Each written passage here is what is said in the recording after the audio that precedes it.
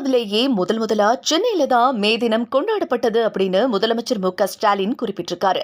தொழிலாளர்களுக்கு நியாயமான ஊதியம் வழங்கப்படணும் அப்படிங்கறதையும் அவரு வலியுறுத்தியிருக்காரு. மேலும் கட்சி தொண்டர்களின் கடின உழைப்பிற்கான வெகுமதி மே 4ஆம் தேதி அவங்களுக்கு கிடைக்கும் அப்படின்னும் அதுல எந்தவித சிறு மாற்றமும் இருக்காது அப்படின்னும் தெரிவிச்சிருக்காரு. கட்சி தொண்டர்களின் உழைப்பை தாம் நன்கு உணர்ந்திருப்பதாகவும் அவர் கூறினார்.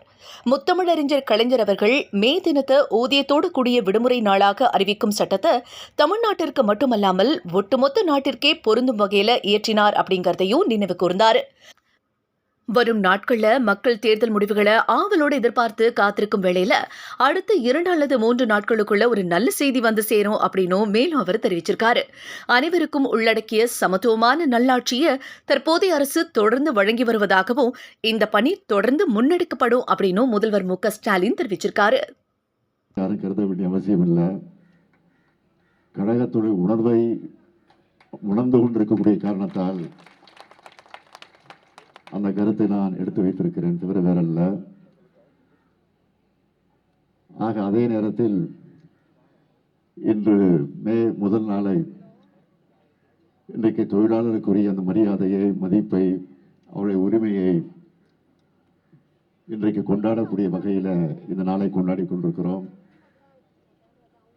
மே முதல் நாள் பேரறிஞர் அண்ணா அவர்கள் முதலமைச்சராக பொறுப்பேற்றவுடன் விடுமுறையாக அதை அறிவித்து,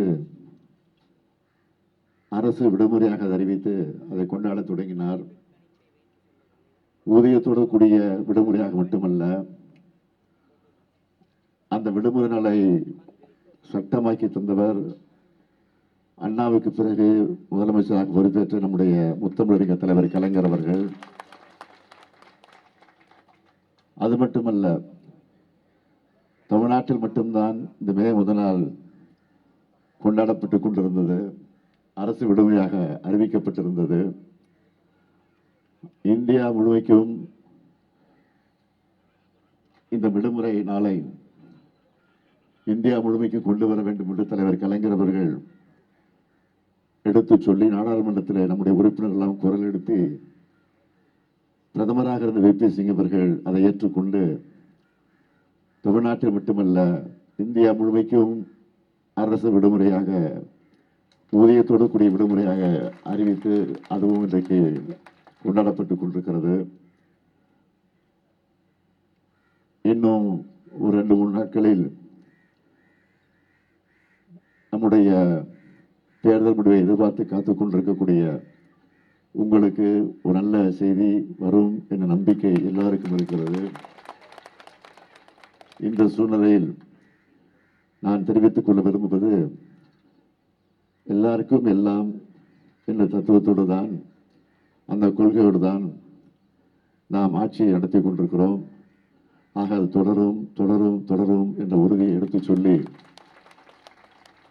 இந்த மேதின நினைவு பூங்காவை தலைவர் கலைஞர் அவர்கள் தான் உருவாக்கி தந்திருக்கிறார்கள்.